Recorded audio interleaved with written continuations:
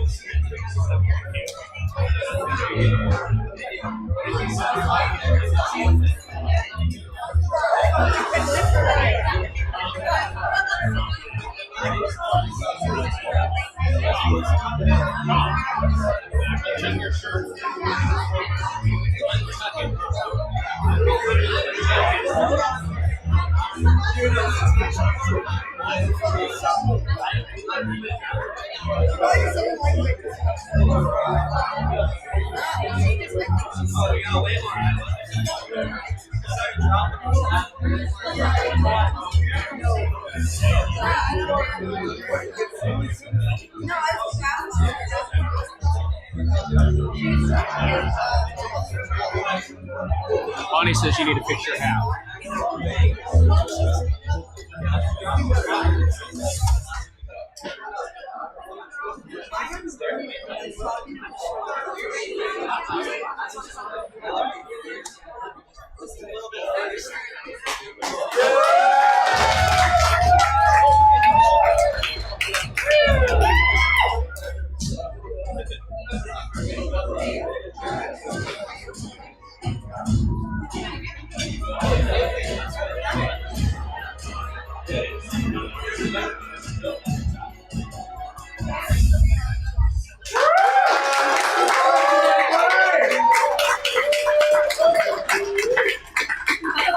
Good evening, everybody. Welcome to the semifinals press conference here on Friday evening at the esteemed Balboa Yacht Club.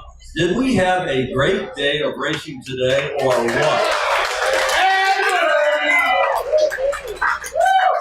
The semifinals are tied at 1-1. It was a spectacular conclusion, first of all, to the rounds robin, and then the semifinals are tied, as we said, at 1-1. We're delighted to have you all here at Balboa Yacht Club for the 7 p.m. semifinals presser, which will be led by none other than Andrew Rhodes. Andy?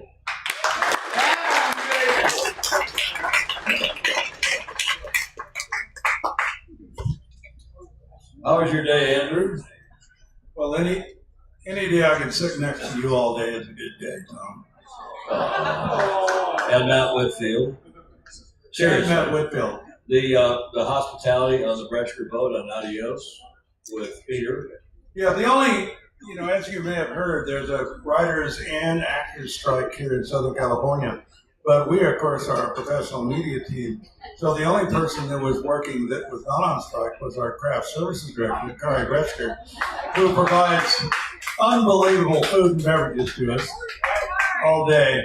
The rest of us are of the talent. We were, I guess, scabs today. We were working out of. The union would not have approved. What did you think of today's racing? We expected when 6 boats were still in contention, 6 or 7 for 3 spots until the last race. We knew it was going to be pretty special, and it was interesting. The first 2 races, the semifinals, were pretty much blowouts by one team, and then the other teams came back and tied it up. So I'm ecstatic. This is awesome. And what do you think will happen tomorrow? I think the boats will be out there racing, and something will happen. One can only hope. And just to review what we're doing tomorrow, and we'll do this maybe at the end of the show, but we go live again tomorrow with the 0900, what do we call that? Come on, Cole, what do we call that show? The morning show at 0900 tomorrow. We hope you'll join us for that. That's Christine Driven, and it's Dr. Don or Ryan, who's doing Ryan Davidson. Are you here, Ryan? Hey!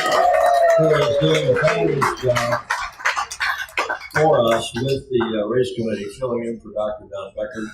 And also the umpires, Andy, again today, were they flawless? I don't know if Jeffrey Peterson would agree that they're flawless, but umpires did a Well, always when you're discussing whether the umpires did well or not, there are, shall we say, different perspectives. But no, I think the umpires are terrific. And as I said earlier over at the table with a lot of the umpires over there, that this is the first time I've ever seen a chump, a chief umpire with an incredible sense of humor. So it's great stuff. John? Incredible sense. There's Damien. Damien, come on up.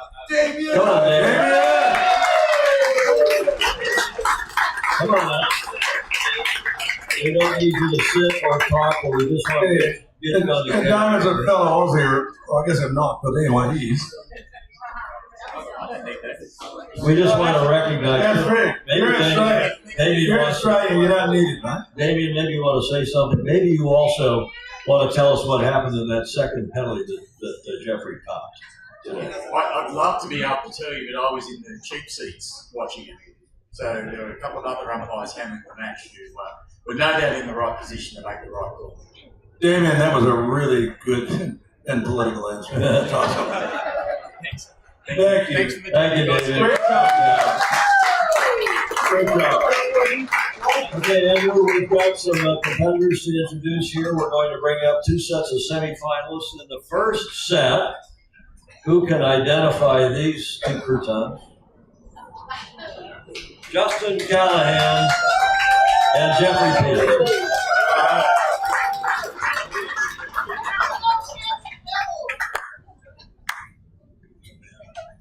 See, they even came up in the right order.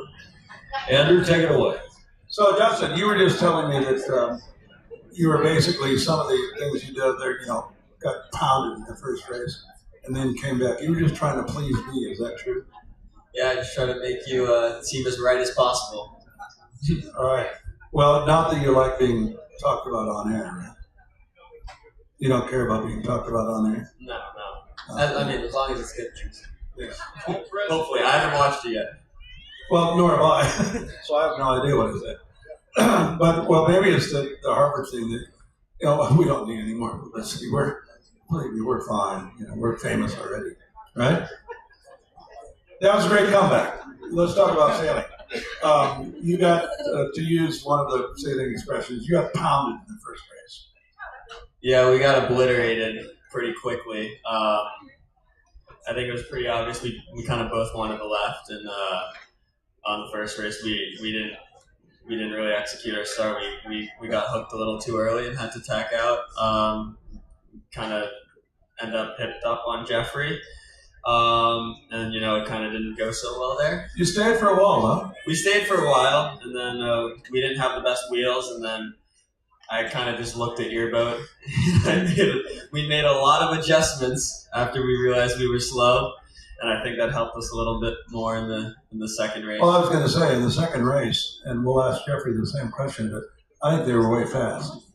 Yeah, I mean, there's no doubt that they were, a quick team, especially in the breeze, being 4 up and right on whip. We knew that going in to today when we made our selection. And, yeah, the second race, they seriously found some pace.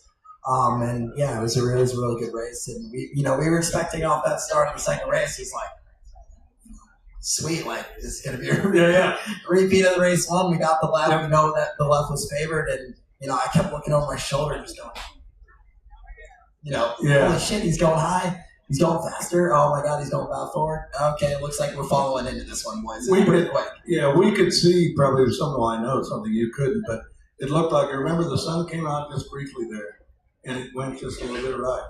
And we could see it. You guys started off sort of like that. Bark right. But they lifted off you and did get a little bit of a lift. Probably only like 8 or 10 degrees, but it was enough. Yeah, it was enough to hold off the lane line because, once we did get in closer to the port lane line, they started to drop back, but by then it was enough to hang on all the way to lane line and, force us to follow in there. So, yeah, it was. I think they were really quick off that line, and that was something that we didn't really see coming. And I think the pace from first race and second race, they're a fantastic team, and we were expecting it to be a hard fight. So it was a great race. Yeah, well, I think both of you Jeffrey, have always focused on praising your crew, and both your crews did an incredible job. I mean, the dives were great, the sets were great, and you need to. And one little mistake in a race like that, this is the second race. One of the the things in a race like that is a little mistake in crew work, and that's a boat length or two, and that's the difference. Yeah, I think that was the reason why we didn't get hooked there. Is we had 3 people in the straps right away. Just I almost lost my cool a little bit because I really thought we were about to I get can't hooked. confirm Justin did lose his cool. He was hike, bleep, hike. Now I'm just getting exposed. I thought we were good with the almost. Well, I didn't say it. So okay. Well, Jeffrey, we know you're mean, but I am so shocked that Justin would say anything like that to his crew. I think Jeffrey's making up stuff now. I don't remember what anything he said. We had 3 people in the straps. I didn't say a single word. They knew what to do, and I think that's why we came out of that mark ahead, and props to them. Justin, I think I just saw your team walk up. We can give them the microphone if we really want to hash it out, see what really happened. One of the great things about this sport in the semifinals is the competition continues when they're up here. And I don't know, I think it's still a damn close race. So Jeffrey, you had a couple fouls today, and we won't discuss whether they were all justified and stuff. Are you, we know that you're a very aggressive match racer, and I was too. I love that. I can't imagine match racing without being aggressive. Do you think occasionally when you know that you're sort of faster and doing really well, did you get too aggressive, do you think, in the last couple of days? Well, to start with the first part of that question, we had a lot of fouls today. We had, up until today, we had only had 2 penalties in, however many races that we sailed. And then today we had 4 penalties. I think today all 4 were deserved. I think we earned all 4. I wouldn't say, I think they were great umpire calls. Whether or not you want to argue the last one, it was a tough situation, and we decided to roll the dice, and we got it wrong. But, I think, look, you're referencing the last penalty where we got a double on the way line where we tried to go for the pump. We thought we had it. We didn't have it. But in our mind there, it was, we were trailing with a penalty. Justin had a piece of us. It was either we get him to flick on lay line, we take the lead, or we get another penalty. And, maybe we engage on the down and whatnot. But we were pretty confident that we had it, and we just didn't have it. We gave him a little love tap, and, the umpires decided that it was our fault. We said, it was a rule 16. By that much. And, I think we earned it. I think we were a little aggressive. I think we got caught, not really being used to being behind. Quite honestly, we won a lot of races, and, to keep it lighthearted on the downwind, Max Brennan looked to our bowman, Enzo, who this is his first match racing regatta ever, and said, this is what it feels like to lose a match race. So excuse me, Andy, there was a collision when you... Yeah, it was a little love tap, just to show our affection for Justin and his team. Well, We loved it. Jeffrey, when I told you yesterday that in my match racing career I never hit a boat, well, we did some love taps. We just never T-boned anybody. Oh, you raise a good point, and that's why Jeffrey is doing so well in this regatta. Is risk reward is always something in your mind, right? And so at that point, Justin's doing very well, and they're right there, and they need to do more. And so you'll take a little more risk in some of those moves than you otherwise would. So no worries. I think it's just, you guys, it's so great to see the match racing you guys were doing. The first race sort of sucked, Justin. But the second race, you guys were, you're at the top of your game, and it's awesome. And it's the semis that we expected. So, all right? Anything else to say? Justin may want to respond to your comment about his first match. Well, I'm a little worried now. Everybody's so talented. Responding to my comment makes me look bad. So, anyway, go ahead. I don't know. I told Jeffrey 2 days ago, we were driving, and he was a great man, taking me home every night, just being a nice guy, dropping me off. I've been driving him home every day after racing. If he wins the next one, I'll bet you get dropped up in an interesting place. Yeah, I might get you somewhere else. Yeah. But I said, hey, if we make it to the semifinals, don't pick us. We're gonna give you, a run for your money. And I said, I'll take it personally. But in all seriousness, Jeffrey and Max and Enzo have done a lot for our whole team sailing this boat for the first time, and for the last 2-3 weeks, I've been hounding him with questions, and he's been nothing but supportive and helpful. So we can't be more appreciative than that. So we're super helpful. We're super grateful for that. All right, thank you guys. Thank you.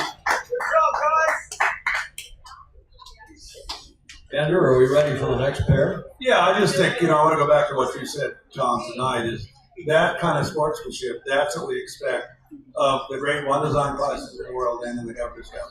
That, you help the guys that are from Harvard.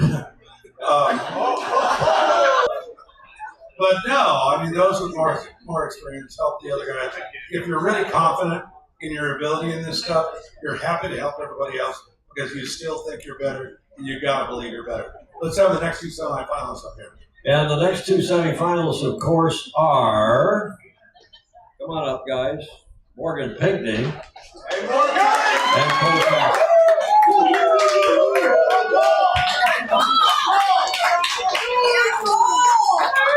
My applause is louder than Andy's. So I have to sit next to Morgan instead of somebody that's sort of cultured down here. All right, guys. Well, another semifinal that was sort of what we expected. Sort of a, big sort of lead in the first race. And then you totally got pounded in the second one, didn't you? Not how I remember. That's the longest pause Morgan Pinkney has ever had before responding. Gotta use some, Yale intelligence to respond.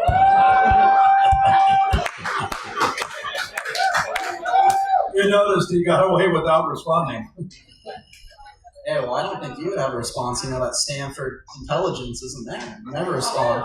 Ooh. I didn't want to use too big of words because I thought it would embarrass you. So tell me about the first race. Start with Morgan and then Cole. So Morgan, you really had that was a pretty good race. Yeah, it was pretty phenomenal. Can't ask for much more than, Cole being over, but we'll take it. But that was sort of an unforced error, Cole, wasn't it? Yeah, I think we sort of we tacked over. I closed my eyes and looked across the start line and just prayed that flag would go up, and then. Well, one piece of advice, with about 7 seconds to start, don't close your eyes. Yeah, and then we just kept waiting, and then it went, and we were like, but it was good, and then Morgan was just gone. He had that left and just kept extending, so it wasn't the best from us, but. Well, it was interesting, but both the first races, the semifinals, were pretty much, pretty large leads. But the second races were far from that. So talk about that. Start with Cole. Talk about the second race. Yeah, the second race, it was similar story with the left. It was just so powerful, and we were lucky enough. We had good speed off the start and held him across to the lay line, and then we got into a little tussle downwind and had spinnakers going down and staying up and all sorts of stuff. So it was good. And, Yeah, I think that last, as you were approaching the gate, when you left Morgan pretty severely, which was totally awesome. And Morgan, I believe you guys took your shoot down briefly. Yeah, it went down. Not in time, but It went down eventually. Yeah. But then what the neat thing is Cole did, and Cole's crew, honest to God, that was great. So you bore away a jibe, perfect jibe. That was awesome, guys. They're sitting right here.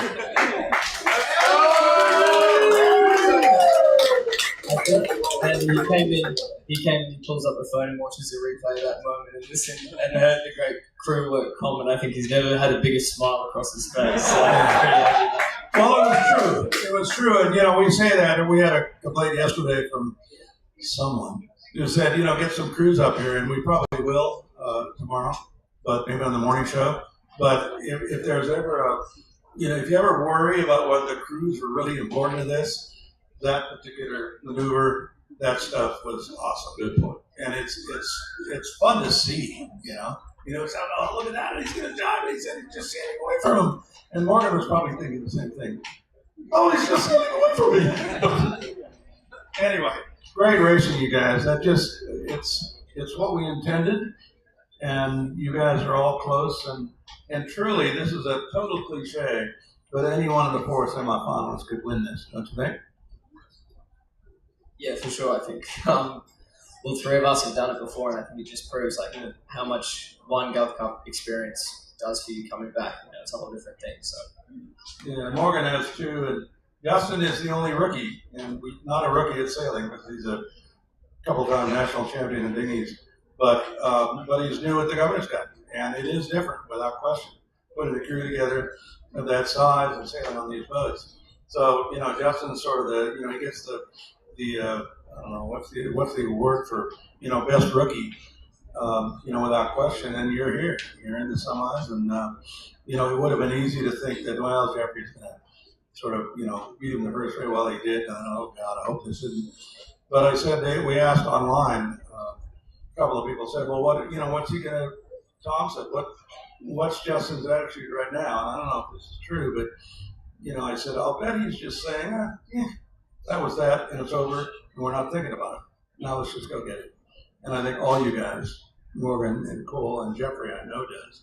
That just, it's like, I guess, the golf tour when you bogey 14 and you're still one shot out of the lead. That was over. That's done, the whole thing. I'm just, I cannot be more impressed with all you guys. Incredible stuff.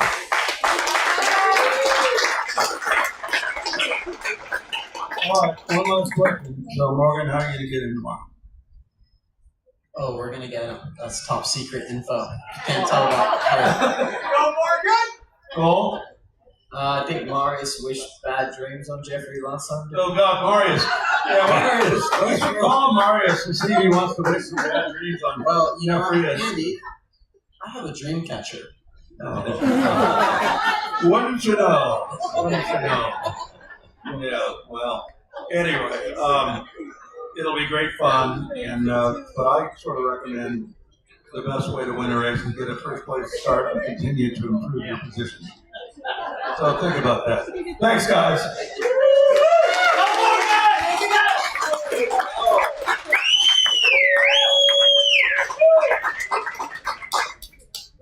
Andrew, anything else for the good of the order? No, I wish I could be sure it was clear tomorrow and the pictures would be better, but the sailing was as good, even though it was overcast pretty much the whole day. The sailing was as good as you can get. I'm excited as hell. I can hardly wait for tomorrow. You guys are awesome. One other point about the whole group, though. You made the point today on the broadcast several times. As to Tommy, I'm just a little as good as Matt Whitfield is, but we know that. But having Tommy Spithill today out of the water, Without question. and his outside Claire Costanza, who sailed in the Governor's Cup 3 times, and we should all wish her happy birthday to you. Happy birthday to you. Happy birthday, dear Claire. Happy birthday to you. That was a great day. And remind me never to sing with a microphone in my hand again. That was great. Thanks, Andy Rose. Good job. And everybody, the TV, live TV continues tomorrow morning at 0900. Then we go live out on the race course again at 11:30. And then tomorrow evening, we're back in here for the finals press conference at 1700, 5 p.m. Pacific. Hope you will join us for that. In the meantime, have a great evening. Ciao for now.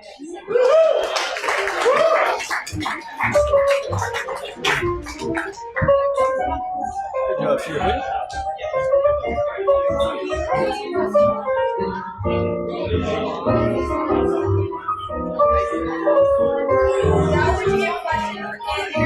I have a question for you. I'm Alex Maycoyd's mom. Maycoyd. Oh, yeah. She was in the finals. And I'm Tracy. Question. How many young women have been in the finals? Not many. It's some, but I think I talked to her the other night. You did? I know Morgan pretty well. I talked to her at some point. She's amazing. Let me get us off the air. Okay.